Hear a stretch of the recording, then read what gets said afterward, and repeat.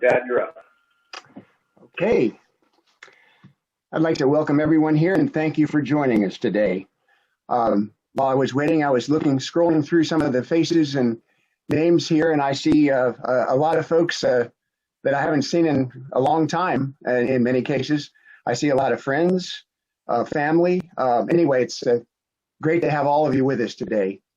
Thank you for joining us. Sadly, the pandemic currently remains a force to be reckoned with, and it demands that those of us not yet vaccinated or with underlying conditions avoid congregating for an in-person service. But thanks to this technology that many of us are now familiar with, the good news is that even those of you spread across the country can be with us right now. So thank you for being here. Karen, Woody, and I also want to thank you from the bottom of our hearts for your massive outpouring of love and support these past 4 weeks. We've been deeply touched by your cards and emails and phone calls, and by your food and other contributions, and help with things like caring for Laura's dog, Kyra. Yeah, you each know who you are. We had no idea how many friends Laura had out there, nor how many friends that we had. Please know how much comfort you have brought and how much it has meant to us. By the way, the video that you just saw during the waiting time here featured a white flag that was raised to half staff at Shady Grove Medical Center to celebrate Laura's organ donation, a small way that they honor those who give to help others at the end of their lives. It is certainly a personal choice, but I would encourage you to consider registering as a donor as a way to extend your good acts beyond your lifetime. You can do it at the Motor Vehicle Administration, or you can simply go online to organdonor.gov and register there. I'm here today because someone like Laura, while they were alive and healthy, chose to register as a donor. Anyway, that's our opening remarks. And I'm going to let the next, I have to refer to my program here. At this point, Laura's brother Woody would like to share a tribute. Everyone, hi. I feel lucky I get to go first. I got the easy end. I wanted to keep this short, but I had a lot of feelings, and I was able to get somewhere in the middle, so I hope you can bear with me. I just want to say thank you all for joining us again today. So Laura was my only sister, and I was her only brother. From the first moment I can remember having consciousness, which is about when I was 4 years old, Laura was my big sister. She had 6 years on me, but my special blend of Hill and Arkebauer genes blessed me with the gift of height, and it wasn't long before I became her big little brother, and she was my little big sister. Laura was more than just a sister to me, though. She was many things. She was a friend, a mentor, a teacher, a confidant. She helped me in so many ways I couldn't possibly list them all now. If we tried, and I'm just going to do my best to give you the highlights. One of the first memories I have is of Laura teaching me how not to just tie my shoes, but also how to remember which shoe went on which foot. She would say, you put them together like this, and the V shape between the top of the toes should be smaller than it is when they're reversed. Around that same age, I remember climbing up onto the kitchen counter, trying to get to something in a cabinet that was just out of reach. And as I pulled myself up onto the countertop, I banged my head on the corner of the cabinet and fell to the floor with more than just a little blood resulting from the bump on my noggin. So my mother, Karen, who is a nurse, was quick on the scene to tend to me, but so was Laura. And Laura was there just helping keep me calm while they assessed the damage and patched me up. It's kind of my first memory of her, helping keep things cool. Some weeks or maybe years later, I'm not sure, it's been so long. The whole family was in a car on our way to some destination. Laura turned to me and said, pointing out the window, "Hey, check out that airplane in the sky." To which I replied, "What airplane?" She quickly made the assessment that Woody needs glasses ASAP. She was the first one to catch on that I needed corrective lenses, but that wouldn't be the last time she helped me make sure I was viewing the world through a better lens. Growing up, I only ever had a few good friends at a time. A lot of them are here right now. Sometimes I thought I was friends with kids who were actually mean to me, and I didn't know how to handle it. Laura always helped me by pointing out who was worth keeping close and who wasn't worthy of my time. When I was stressed about something, she had a way of diffusing it by helping me step back and see the big picture, rather than hyper-focus on the details that I couldn't do anything about. When I had a problem, she didn't just have a solution, she had a lesson. As I was starting middle school, Laura was starting college. She was dating Trey, whom she would later marry, and who today. Trey is a drummer, and he had shown her the basics of how to play a simple drum beat. So Laura passed that skill on to me in the car as we traveled to Salisbury University for her move-in day to begin her college experience. She planted a musical seed in me that grew wildly and unobstructed. I had tinkered with the piano and guitar up until this point, but nothing got my attention quite like the study of percussion. Trey let me borrow an old drum set, and Mom and Dad let me set it up in my room. My parents and the neighbors suffered through my practices. Also, I could eventually pursue my wildly successful career as a performing artist. When the time came for college auditions, I was praying for a scholarship to help fund my way through school. And though many schools accepted my applications, I struck out in the scholarship department. Trusting that I wouldn't falter, Laura helped me make the decision to take so that I could save some money, get some work experience, and continue to hone my musical craft in pursuit of the second. She got me a good job working under her as a marketing assistant and taught me some solid professional skills that have come in handy over the years. When the time came around again for college applications and auditions, and with the help of both my mom and a college counselor she had hired, I found myself being invited to audition at Loyola University in New Orleans. Upon reading the invitation letter with my family, I remarked that maybe it wasn't worth going down there. Money was tight at the time, and what were my odds anyway? I didn't stand a chance against those local kids who grew up permeated by the music, right? Laura chimed in, "Wrong. We're going." She said, "Don't worry about it. Just pack your bags." Laura went and booked the flights and the hotels out of her own pocket, not that she had the money at the time. And we went down to New Orleans for a nice 3-day weekend. We both fell in love right away. I remember her saying, "Is it just me or is everyone a lot nicer down here?" Laura didn't just help calm my nerves about the audition. She got me there, looking sharp and feeling prepared. We enjoyed the rest of our time in the Big Easy, headed home, and a few weeks later, to my surprise, I was offered nearly a full scholarship. Just another in the long line of stories where I couldn't have done it without her. She was such an influential part of my life that a few years back, I wrote, recorded, and published a song dedicated to her entitled "Who to Be," because she showed me how to figure out for myself what kind of person I should be.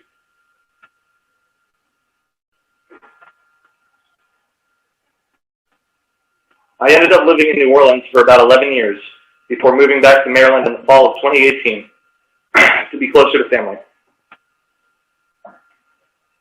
My father's life was on the line at the time as he battled several ailments. Yet aside from that, I needed to be home for my own well-being. Laura and I were both struggling to find our purpose and direction in life, but whenever we were together, we lifted each other up and helped one another through the tougher times. Over the next 2 years, Laura and I both gained some real traction and growth in our personal and professional lives. We both had moved back home with Mom and Dad and were strengthening our family bond as a whole. My dad had regained his health and his strength before the COVID-19 pandemic even began, and we were navigating the changing and uncertain world with greater ease than expected. We were fortunate in that we had our jobs to keep us busy, to keep income flowing, and to keep us sane in a world of quarantine and lockdowns. If you would like to hear more about the joys of working from home, my mom can be reached via Facebook or text message for further explanation. In the summer of 2020, I started seeing my lovely girlfriend, Casey, who is doing a phenomenal job of moderating the Zoom Memorial right now. She was in New Orleans and I was in Maryland. As our relationship grew, so did the desire to live in the same place. Looking around, I began to notice that my family was truly doing all right for the first time in a long time. So I thought it was time to make the trip back down south. In October, I began making plans to return to New Orleans, and in late February, I made the move. The days leading up to my departure were precious and went quickly. I spent as much time with my family as possible, soaking in every last second I could get with them before making the journey back to Louisiana. I hadn't even left yet, and I was already missing my family, and they were already missing me. Laura and I had a special bond and an unspoken understanding of one another.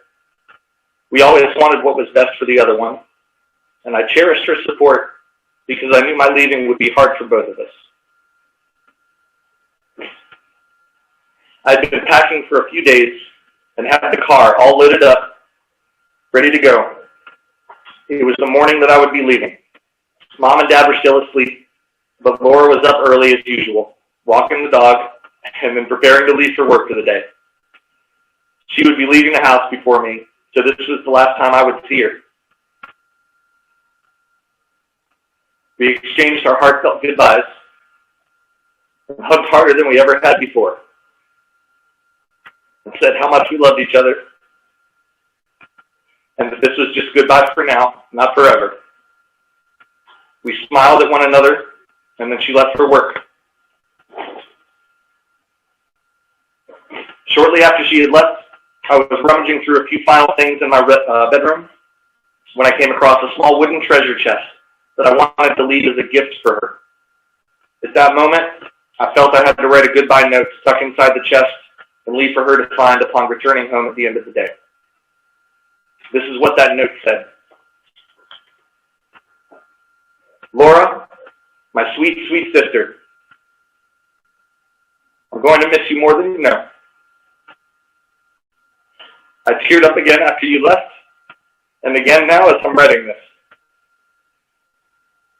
I can't believe everything that's happened in the time I've been home, the good and the bad.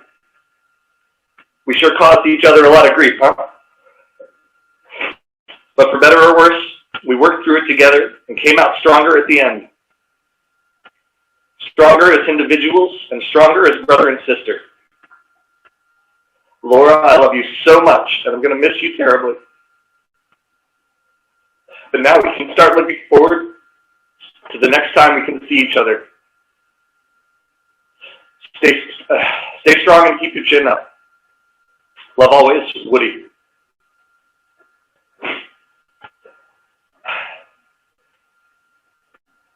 Laura found the note later that evening. She read it, wept, and called me right away to let me know how much she already missed me and that she loved me and wished me well on my journey ahead. Not even a week later, she notified me that she had booked a flight and a hotel to come visit me in New Orleans at the end of March. Sadly, she would never make the trip. About a few weeks before I was to move back to New Orleans, Laura and I spent an afternoon out running some errands.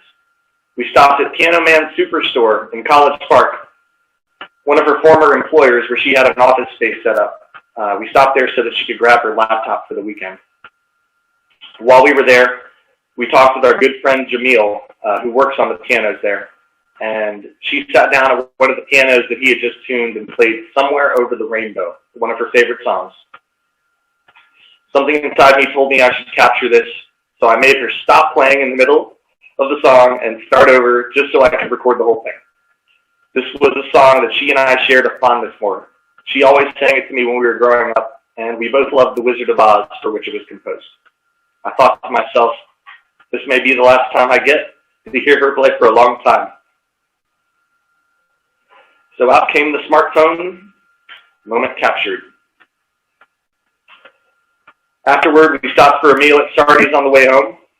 We talked about the future, her future, my future, our plans to visit one another and to stay in touch more frequently, to practice our Spanish with one another because we were both studying it on Duolingo, to keep our competitive streak on a series of chess games we had been playing, to keep being there for one another the way we had been these past few years. There are so many what-ifs that keep going through my mind. If you were close to Laura, you may be experiencing the same thing. I think it's a necessary evil in order to process the grief, but I try to remind myself not to dwell on what-ifs. We can't change what happened, no matter how hard we try, pray, wish, or weep. And Laura wouldn't want us to punish ourselves like that. She would want us to celebrate her life, to move forward, to stay strong, and to share her memory with others. She would want us to keep going to work, or get that new or better job, or ask for a raise using that resume that she probably helped you make. She would want us to learn a new skill, a new language, a new instrument, a new pastime or hobby, or anything that helps bring joy into our lives and the lives of those around us.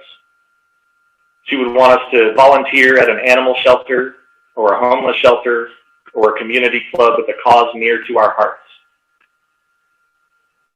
Laura would want us to know that life does go on. She gave us all plenty of examples of how to be a great human being. The best kind of human being. One who loves unconditionally, one who shares even when it isn't convenient, one who brightens the lives of those around them. She did this by bringing her sunshine with her wherever she went. She would want us to go on, touching the lives of others in ways that are meaningful, sharing wisdom that is impactful, and loving ourselves and one another as fully as we possibly can. That is what Laura would want. Let's do her proud.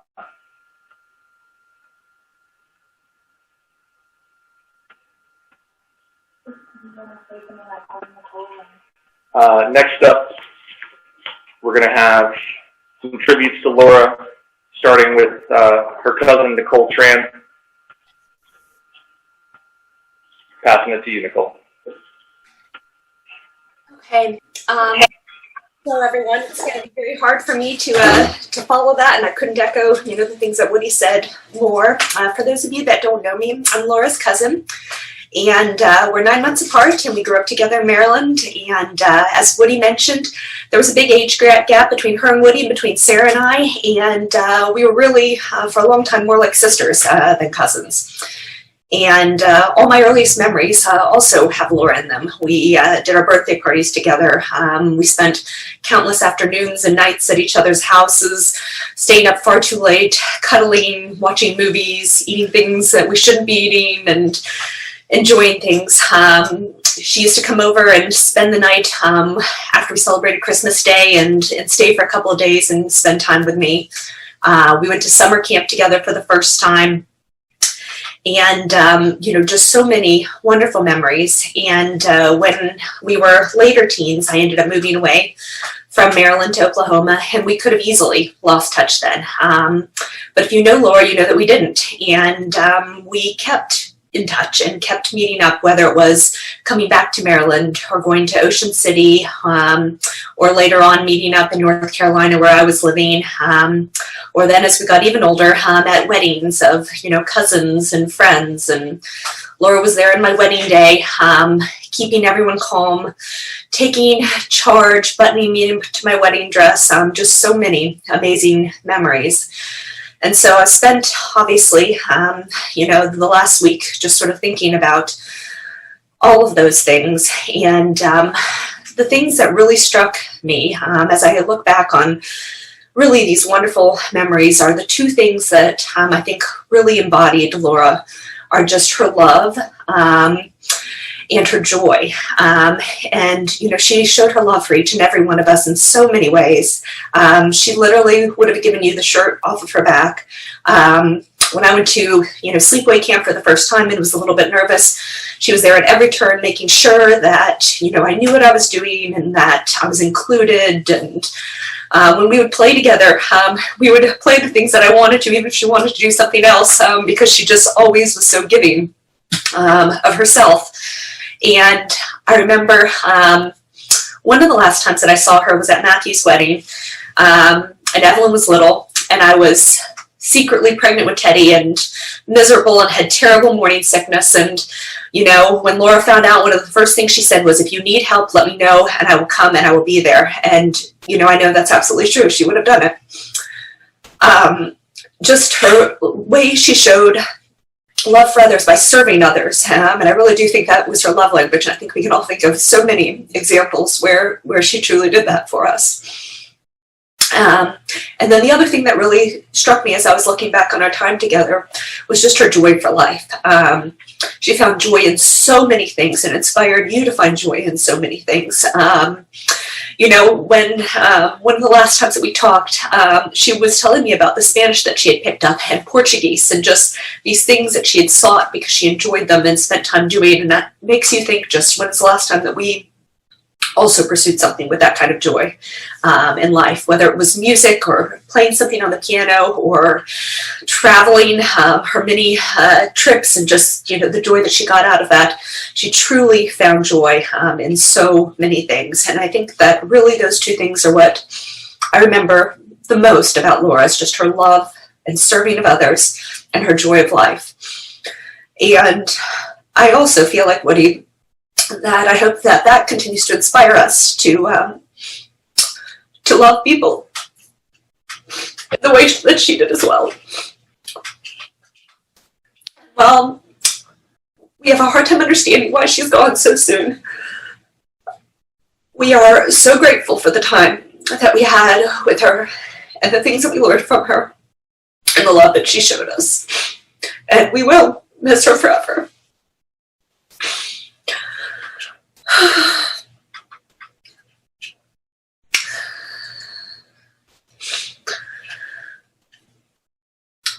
And I will go ahead and turn it over to some of Laura's friends who I'm sure have other things to tell us. Hi, everybody. For those of you who don't know me, I'm Katie. I'm one of Laura's closest friends. This is my husband, Eric, and our daughter, Olivia. I had written something, and I'm going to read most of that, but then I also have a short story to tell as well. So I'm still trying to find the words that encompass my feelings about Laura. She loved her people unconditionally and wholeheartedly, as we've heard already. She was sweet and kind and incredibly generous. She took care of everybody who meant something to her.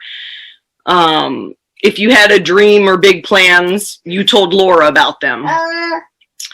She went above and beyond to always support those dreams, encourage those big plans, and remind you of them when you faltered. She loved to give flowers and was always delighted when she received them. She loved to laugh and smile and have fun.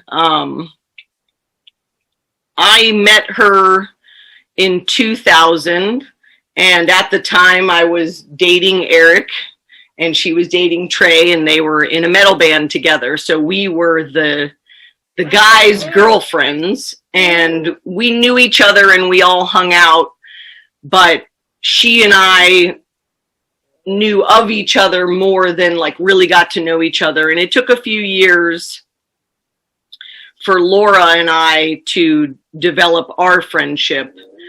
But I remember she and I went on a trip together in fall of 2007, and it was just the two of us.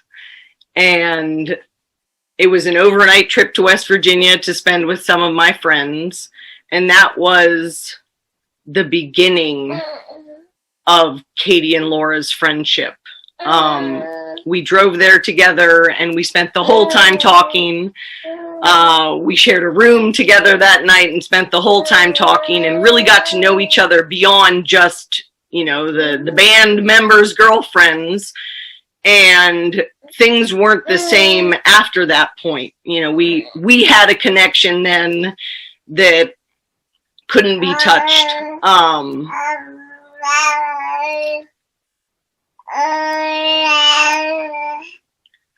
I never doubted Laura's love for me. I knew how much she loved me when she hugged me by her embrace. She would always give me the biggest squeeze, as if she were trying to just give me as much love as possible in that fleeting moment. The last time that we hugged each other was before the pandemic hit. I was 5 months pregnant. She was overjoyed that we were pregnant and finally expecting our first child. And if I had known at the time that that was going to be the last time that I would hug Laura, I would have hung on longer. And I would have tried to soak up as much of her love as I could have. I hope that she knows how much I loved her and what her friendship meant to me over the years. And I'll miss her terribly. And I hope she rests easy. Thank you.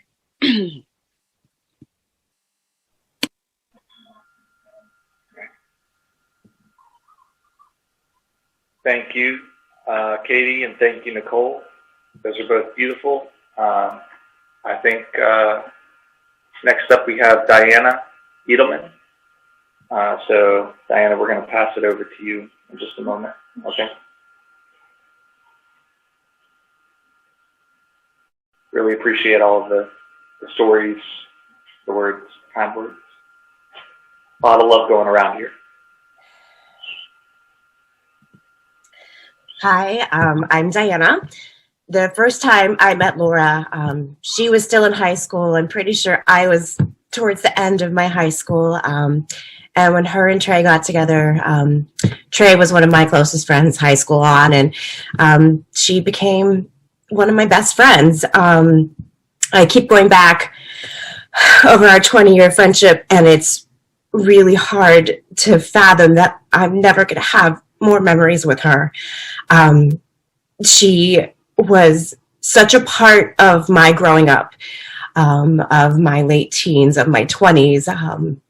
When I moved to Vegas, when I moved to Atlanta, she was always there for me. She was the person who, when I cried, would hold my hand and hug me and tell me she loved me. The night I was leaving on a 7-month trip, I quit my career and started a travel blog, and she took me to my going away party and gave me business cards that she had printed for me. She would always leave me voicemails that started with her, and maybe she's left you some of the same, where she would say, "Hey, chickadee," and then go into her messages. Over the years, as we got older, we grew apart. Travel, the distance was really hard. I ended up living far away in Thailand, where the time difference was between 12 and I think 13 hours, depending. And, you know, we lost touch in the sense that when I wasn't with her, we didn't speak, but when we were together, we would pick up. And it was like no time had ever passed between us. Laura was impossibly kind, generous. She would move mountains to help everybody. And this is the theme I've seen. She loved everybody so, so much. I wish I would have known that the last time I saw her a few years ago was the last time. And when I heard she passed, I went back through our messages. And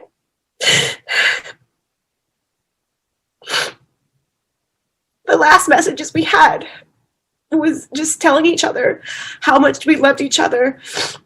And that no matter what, we'd be there for each other. And that even if times were hard, we were in each other's thoughts. And that was a few years ago. And I wish we would have talked since then. But Laura was my closest friend in my darkest days. And she leaves such a hole in my heart and in everyone else's too. May her memory be a blessing. Woody?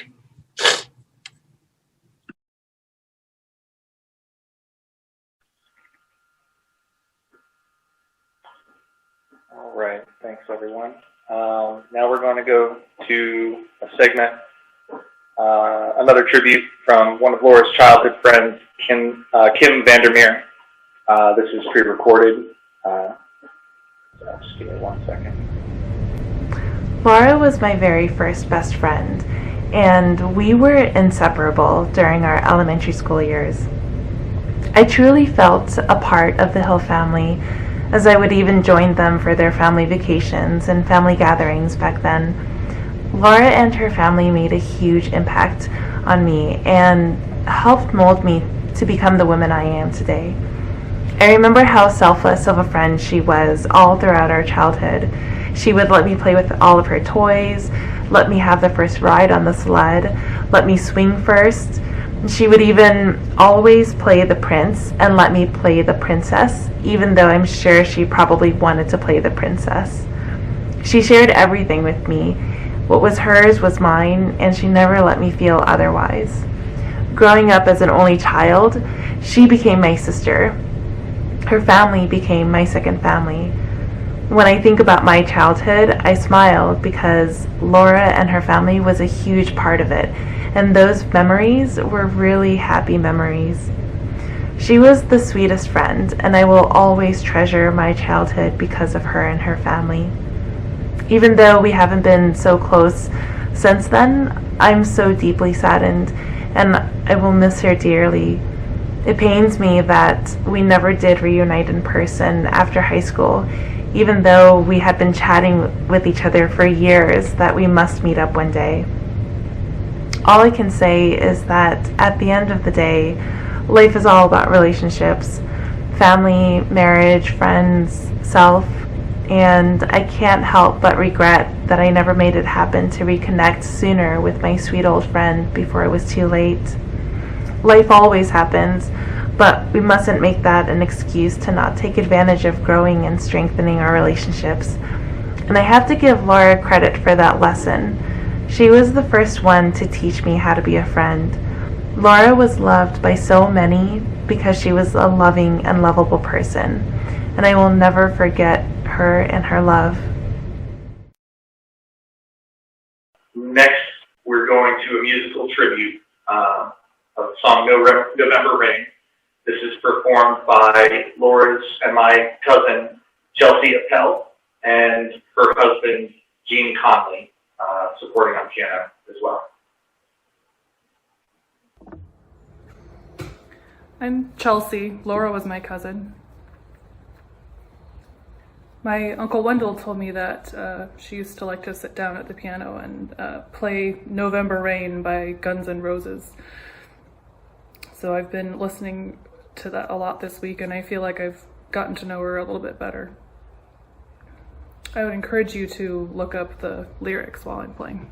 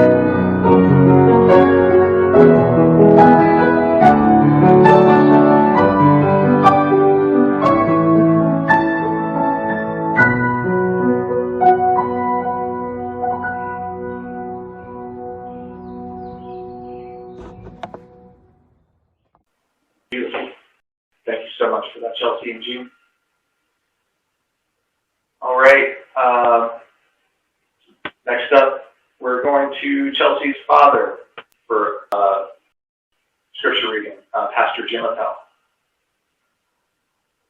Yeah, Uncle Jim, the oldest of the brothers. As you see, Chelsea is my baby. I had sons that were quite a bit older than Laura.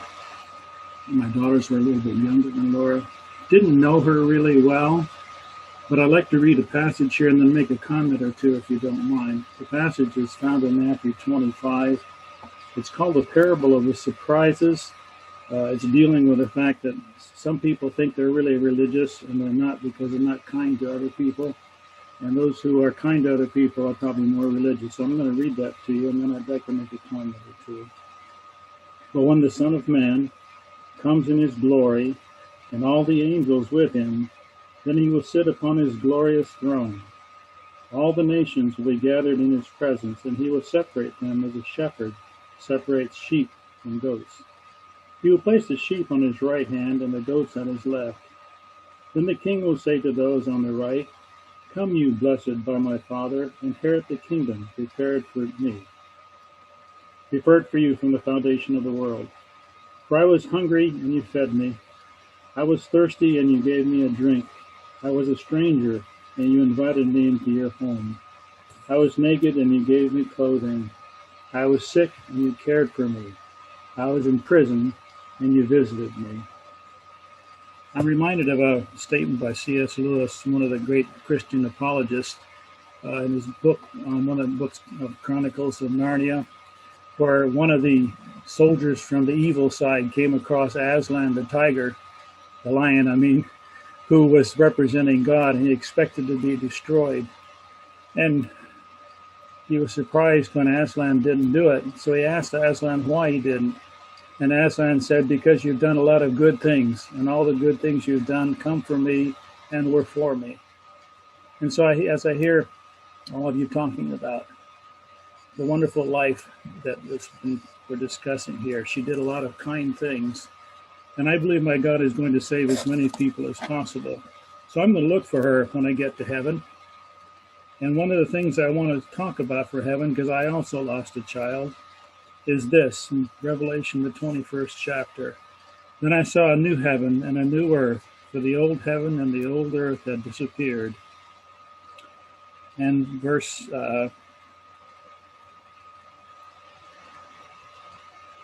5, I can't see too well in the light here. "And the one sitting on the throne, which is God, said, 'Look, I'm making all things new.' And then he said to me, 'Write down, I will tell you truly, trustworthy and true.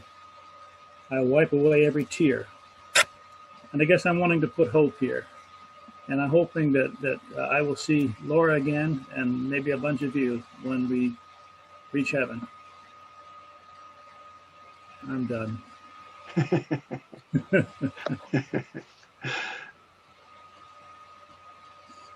Thank you, everybody.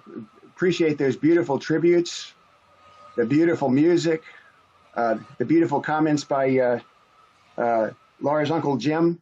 Thanks to all of you for participating. We're gathered here now to celebrate the life of our daughter, sister, niece, cousin, and friend, Laura Lianne Hill. As you listen to me talk about her, you may get the impression that she was perfect, an exceedingly rare person without flaws and headed to sainthood. But Laura herself would be quick to tell you that she was not perfect, that, like most of us, she had her own set of shortcomings, had wrestled with her own demons, had occasionally uttered bad words, had made her share of mistakes. She was human, though at times she tried to be superhuman in her efforts to shoulder the burdens of others. But I couldn't be prouder as her father of the woman that she had become. To me, her cheerfulness and loving, giving spirit shone so brightly that it outshined her imperfections. To know her was to be drawn to that light. Laura came into this world at 9:30 in the morning on August 6, 1981, to her mother, Karen, and me, at the then named Washington Adventist Hospital in Tacoma Park, Maryland. He was a tiny baby, weighing only 4 pounds, 14 and a half ounces, but she was healthy, and we felt blessed. To the family, she was always Laurie. That's what I always called her. Decades later, I began noticing that I was nearly the only one still calling her that. A few months ago, she finally told me, yes, you call me Laurie, but I prefer Laura, and that's what everyone else calls me.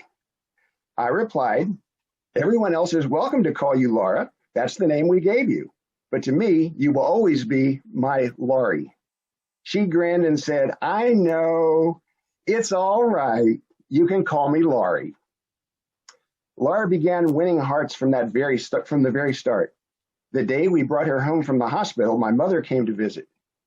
My mother already had 2 grandchildren that she adored, but was of the opinion that Karen and I were foolish to have planned to bring a child into an awful world. She made no attempt to hide this opinion and seemed to consider this baby's birth an inevitability to be acknowledged rather than anything to be celebrated. We brought Laura home from the hospital, and as Mom walked into our bedroom where Laura was laying on our bed, her face was in a scowl as if bracing for an unpleasant confrontation. She glanced down at Laura. Karen asked Mom if she would like to hold the baby. Without answering, Mom sat down on the edge of the bed and extended her arms as Karen gently handed her Laura, wrapped in her little blanket. Mom looked down at this baby, and I watched in amazement at the sudden transformation of her demeanor. Within seconds, her scowl gave way to an adoring look, and then a smile as Laura melted her heart. That was the beginning of a close, loving relationship that lasted nearly 3 decades until we lost my mom.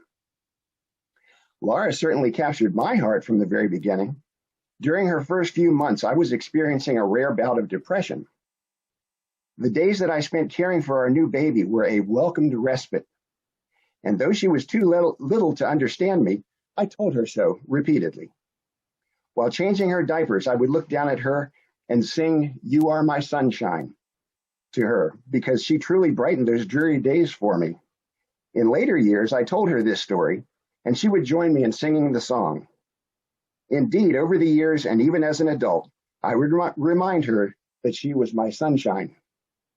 Watching Laura grow up, as with our son Woody later, was one of the greatest joys of mine. It's those little moments of surprise that we've always cherished. One day when Laura was less than a year old, the 3 of us were out driving and decided to stop at a Mexican fast food place for lunch. We got our order to go, then sat in our parked station wagon to eat. Karen and I were in the front seats, and Laura was strapped into her car seat, buckled into the back seat. Laura had begun eating some solid foods. She was still small, but she was starting to eat some solid foods. So Karen thought she would let her take a tiny bite of her burrito and try a new food. "Here, sweetie, take a taste." Karen says she extended the burrito close enough to Laura so that even strapped into her seat, her mouth could reach it. Laura bit off a little corner and chewed on it for a while before swallowing it. We waited for an indication of approval or disapproval. Laura looked at the burrito, and Karen said, "More?" and once again extended the burrito close to Laura.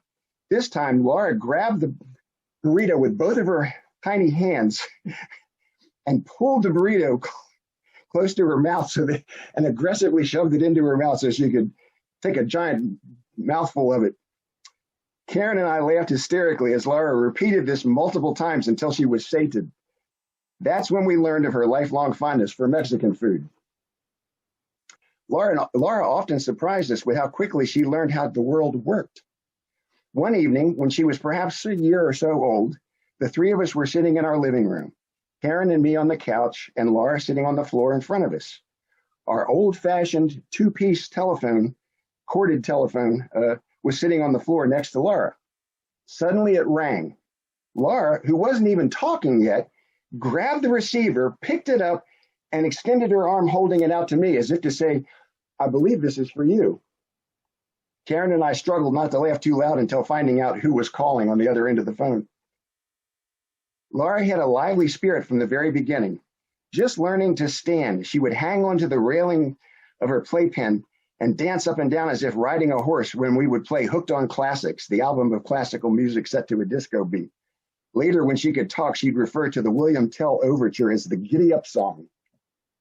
Just as Laura was learning how to talk, she also learned a bit of Spanish, thanks to her in-home babysitter, Marisha.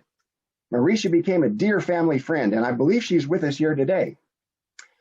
While playing with Laura, Marisha taught her boya, the Spanish word for ball. Sometime after that, Karen and I took Laura to visit the Air and Space Museum in DC. We decided to take in one of their Mysteries of the Universe movies in their IMAX theater, and counted ourselves lucky to get 3 seats in the very center of the auditorium, which quickly filled to capacity. Soon the lights dimmed until the room was totally dark. It was so quiet that you could hear a pin drop. Then an image of the round Earth against the dark background of space dramatically appeared on the giant screen. Laura pointed to it and cut through the silence, loudly identifying what she saw. Boya! Everyone in the theater heard her. We laughed as we sheepishly slunk down into our seats, hoping the on-screen sounds and footage would quickly redirect attention away from our peanut gallery.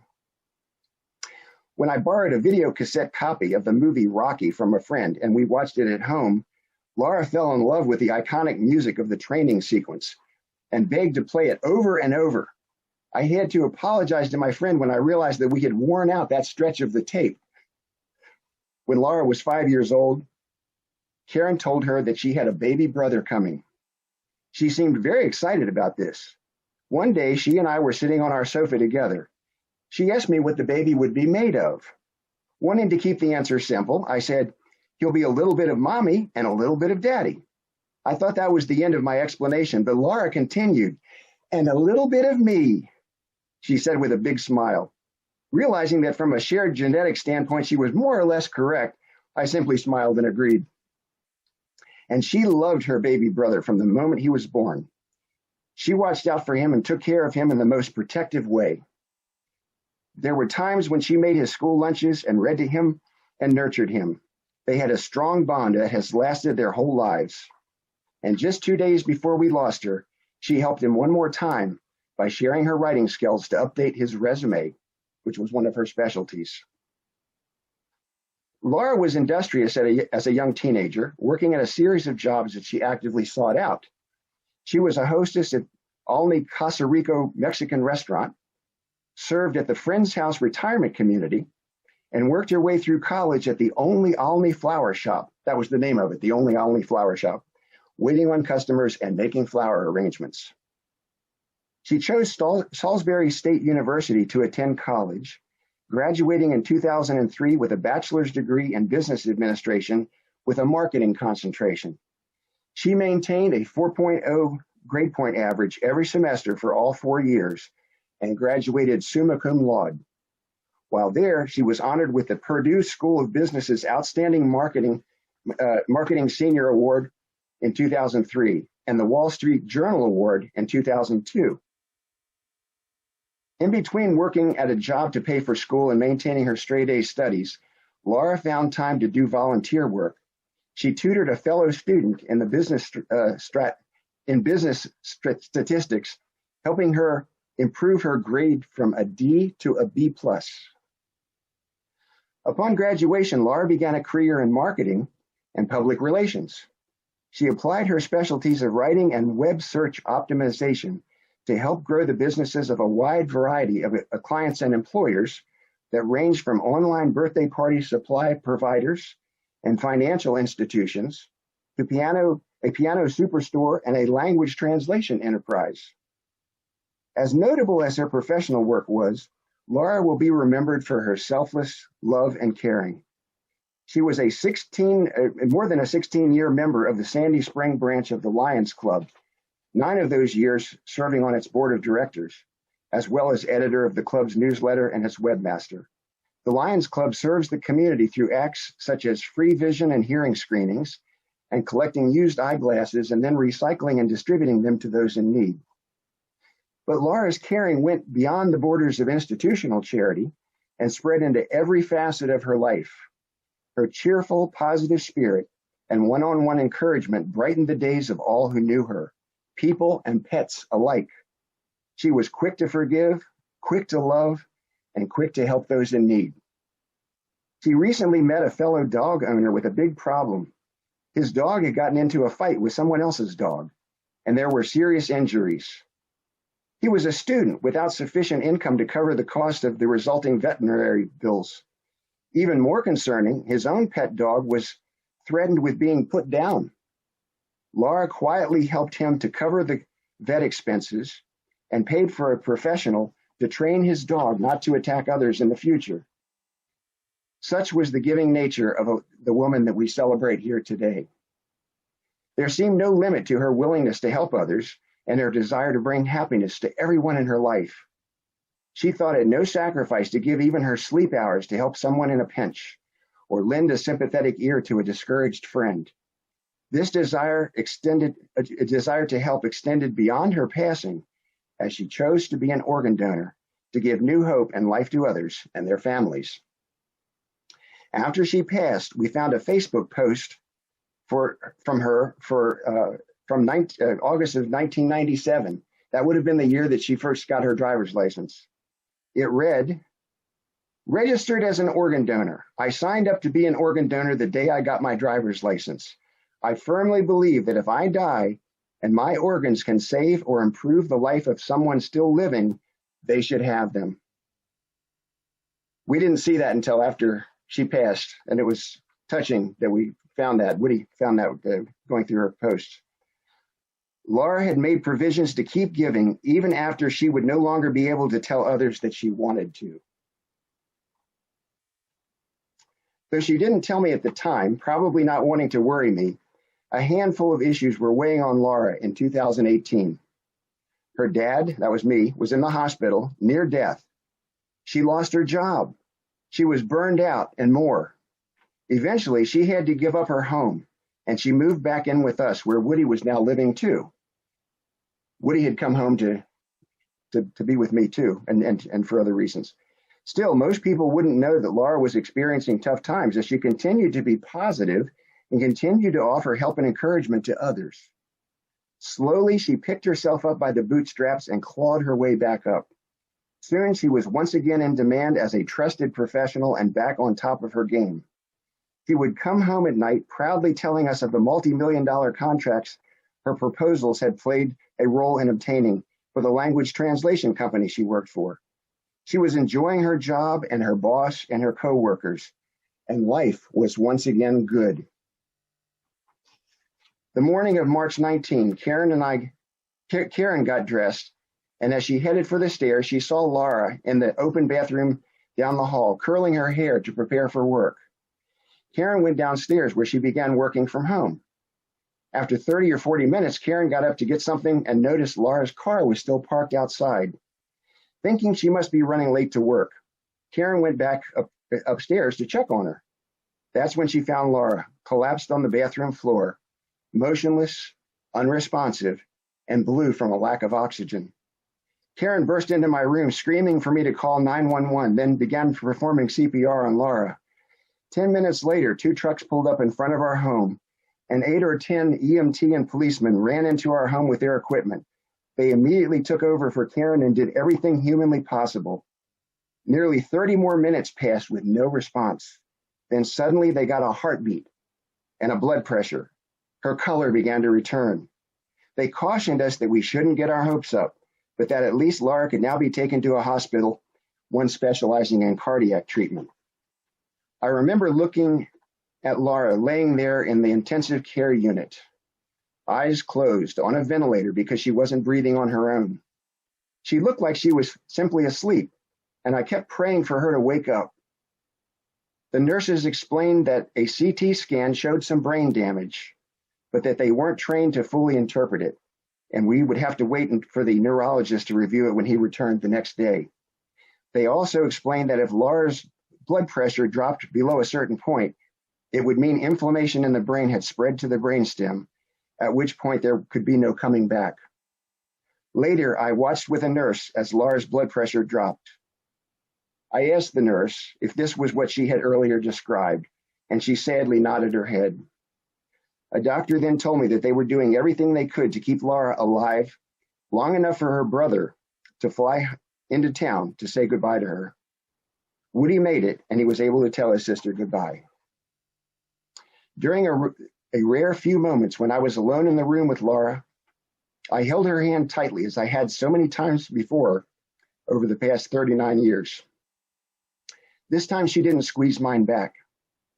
I couldn't know if she could hear me, but I told her how much I loved her and how much joy she had given me her entire lifetime.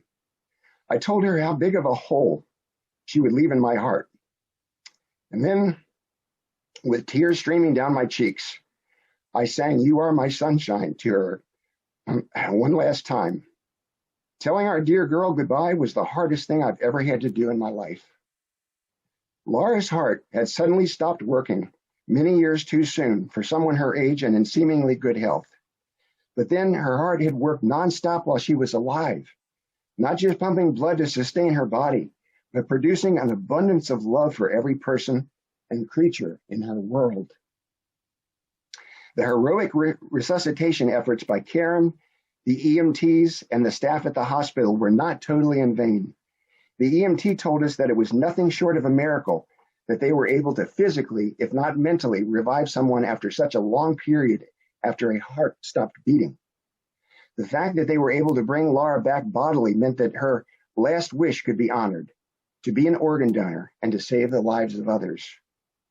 William Shakespeare once said, "All the world's a stage and all the men and women merely players. They have their exits and their entrances. In that sense, Laura's role in our play has come to an end. Her character has left the stage, and she has left the audience and her fellow players longing for more. But though her role in the play may be over, is it the end of the actress's story? Times like this often cause us to revisit a universal mystery. What happens when our life on this earth ends? Each person assembled here today likely has a belief of some kind, a belief they were taught in childhood, or a belief proposed by a religious faith that they follow, or maybe a lack of belief stemming from the harsh realities of life. Since we can't turn to science for answers on this one, our beliefs are highly personal and widely varied. Some think death is the end of a person's existence. Most faiths believe that there will be a life after this one. Christians believe in such an afterlife and call it paradise or heaven. So, what does it take to qualify for this eternal life?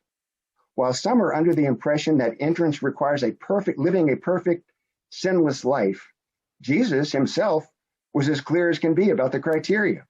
When describing what the judgment day would be like, he didn't mention adherence to the 10 Commandments or having lived a sinless life or regular church attendance or any rules or rituals that had to be followed. Instead, he pointed out the loving kindnesses that people had shown to others during their lives, times when they fed those who were hungry, visited those who were sick or in prison, clothed those who had no clothes. In other words, loving and making some sacrifices to help others in need. The people in Jesus' story didn't even know that they were doing those acts of kindness for him. Helping others just came naturally to them. And they were the ones he said he wanted to spend eternity with in heaven. That description of the qualities of heaven's rewards sounds an awful lot like someone I know. In fact, it sounds exactly like her. Laura didn't preach to people with words, but she lived her love for others with caring action and loving sacrifices 24/7, from the time she was a toddler to the very time she left us. Her life was a living example to me of the exact roadmap to heaven that Jesus revealed to his followers. Regardless of our different individual faiths, religious affiliations, or walks of life, I'm sure we can all agree that loving each other and helping each other to make it through this dim, cold world is the most noble thing that we can do with our time here. Trying to bring some sunshine to others, to brighten their existence, that's the example that Laura left to us. We humans don't have all the answers to life mysteries, but I believe that all things, good and bad things, happen for reasons that lead to a greater good. Often those reasons are not immediately apparent. You might say that the Hill family has had a run of bad luck over the last few years. First, I became ill with a genetic liver disease for which there is no cure and which ends in death. The same condition had taken the life of our older sister, Bonnie, 10 years earlier, and our Uncle Ted 2 decades before that. The only solution is to get a liver transplant. And because donors are scarce, the odds are 3 to 1 against receiving a liver in time to stay alive. I spent a year in 7 different hospitals, nearly dying multiple times. Karen spent that year without my help and with little sleep, trying to manage everything in my absence, deal with my doctors and the insurance company, keep everyone updated on my condition, and trying to hold down her full-time job all at the same time. During that time, Laura was struggling. She had lost her job, and with life battering her from multiple directions and a stretch with no income to pay the bills, she had to part with her home. Our son Woody, for the prior 11 years, had been living in New Orleans, where he had started college in 2007. Other than visits home, his life had tied him there and presented him with his own challenges. So times were tough all around. It would be easy for you to feel pity for us, and yes, unquestionably, those were tough times. But now, in hindsight, we can make out a convergence of those circumstances that gave us a wonderful gift that we otherwise would never have had. My diminishing health and hospitalization led Woody to make a big choice. Deciding that his family needed him right now, he packed up and moved back home. Laura's loss of her job and residence brought her back into our home too. As for me, I ended up being the fortunate 1 out of 4 patients who received a liver transplant. And I'm healthy today, thanks to that. It was successful, and I too was back home completing my recovery.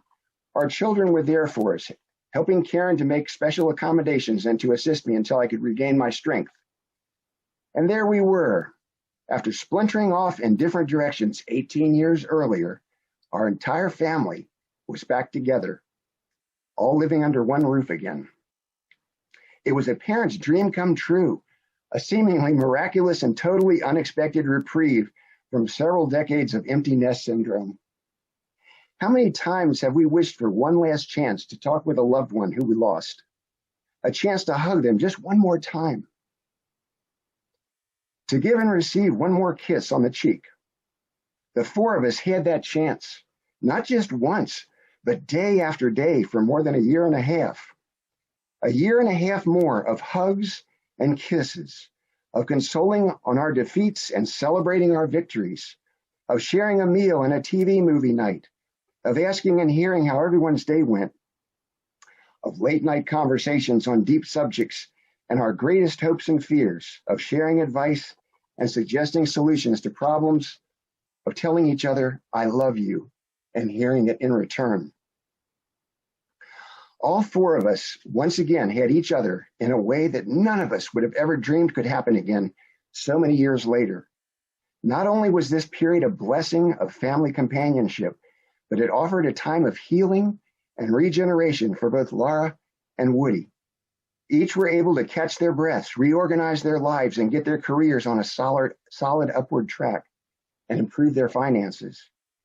So, a long-term illness, a loss of income, a loss of a job, a loss of a home, and more. Did we as a family have a run of setbacks? Most certainly. But could those awful events have been part of some celestial plan? I can only say this. If you had asked me several months ago, I'd have told you I would gladly have gone through the 3 years of failing health all over again, including the year in the hospital, just to have those many months with my family back together. And since that fateful day when we lost Laura, that year and a half has become a priceless gift that I would never trade. All things work together for good. At this moment, I won't pretend to guess what ultimate good might eventually result from our dear Laura's passing. How can the death of a vibrant 39-year-old woman who brought such light and happiness to so many lead to a greater good? Through the fog of pain that we currently feel, I can't imagine any good great enough to trade my daughter for. But I know from my own life experiences that the threads of tragedy and loss are often found later woven into a piece of beautiful fabric with a larger purpose. Right now, only God knows what that purpose is. Perhaps one of the organs she donated will save the life of someone who will go on to do great things or to advance humanity's progress. Perhaps her passing will be a wake-up call to someone that life is fleeting and can end suddenly, and thus should be cherished and enjoyed and not taken for granted. Or perhaps this celebration of her loving, giving spirit will inspire those of us whose lives she touched to themselves carry her light and love onto others. And what might you do? You might resolve to give a hug to a family member or a friend each day, to tell them that you love them, to grab a burrito for them when stopping by the Taco Bell on your way home, to routinely do something to make someone's day a little brighter, to try to understand and find something to love in even the most despicable people. That's what Laura would do. By at least trying to do that, we can honor her life. Thank you. At this time, we're going to share a video with you called Laura's Story. Woody and I put this together, and we ran into major technical challenges. So we're going to try this and hope that it works for better or for worse, but at least we have something to show you. I'm going to turn it over to Woody to play. Thanks.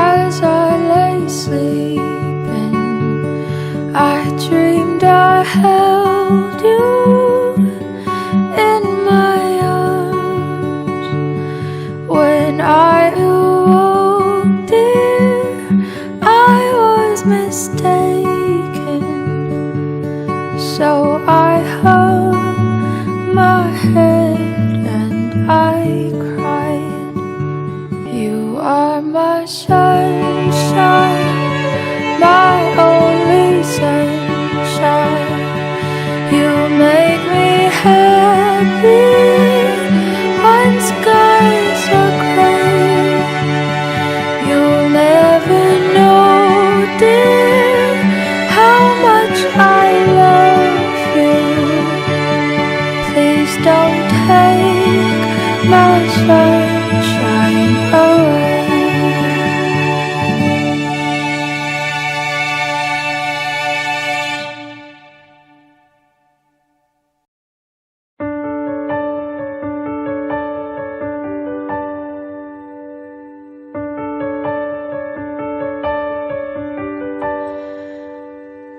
I know you. I walked with you once upon a dream.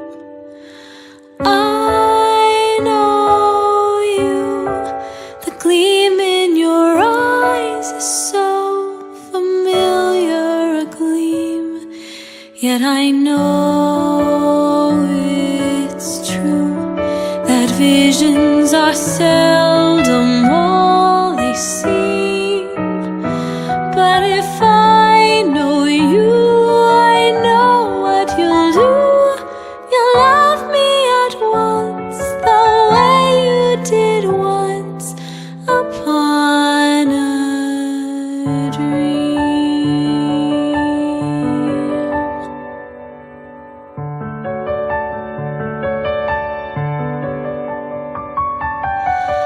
La la la la la la la la.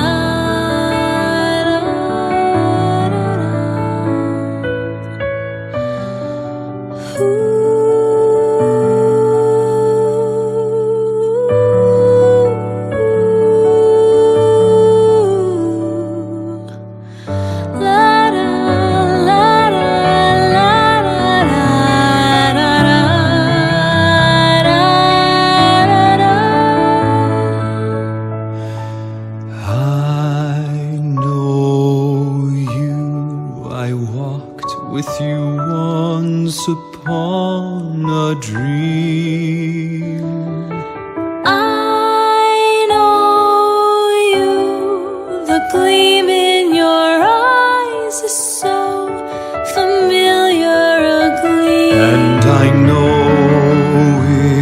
it's true that visions are seldom all they seem.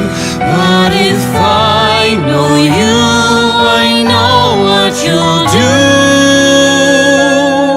You'll love me at once, the way you did once upon a dream. Love me at once, the way you did once upon a dream.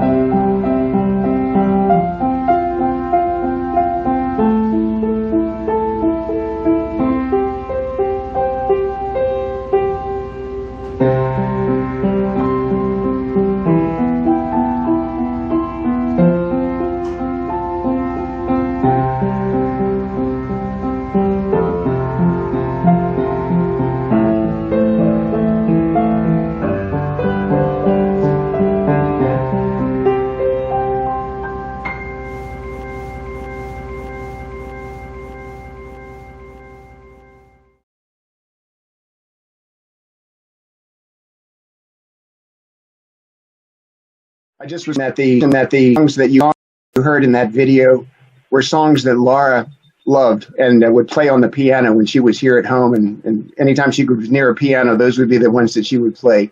So that's why we chose those songs to set her life story to in pictures. And now I believe we have a closing prayer by Laura's uncle, Joseph Tintera, her Uncle Joe.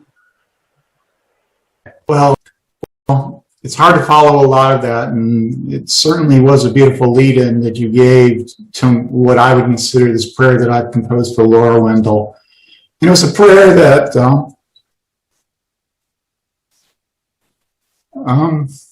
I thought about, especially in regards to the conversations Laura and I had at Matt's wedding and with text messages we had after that. So I think you'll notice some familiar themes in this prayer, because I think that all of us recognized there was a certain quality to Laura's life that should be recognized.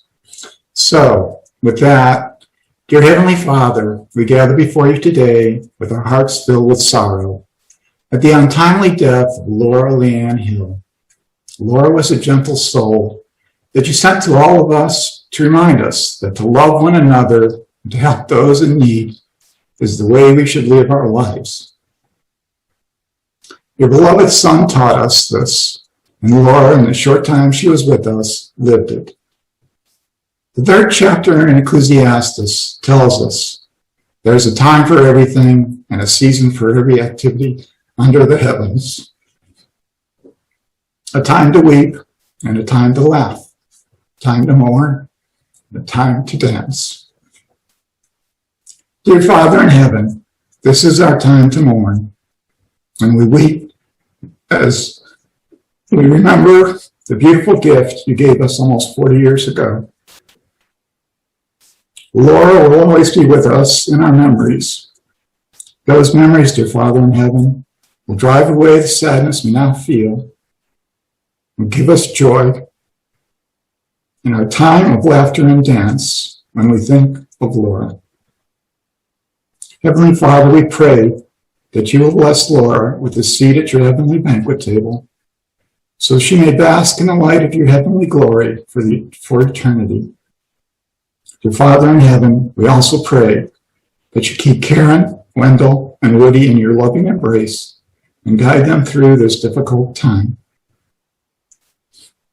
Our final prayer, dear Father, is that you comfort them with the knowledge that they will soon see their beloved Laura again. Amen. Amen. Thank you, Joe.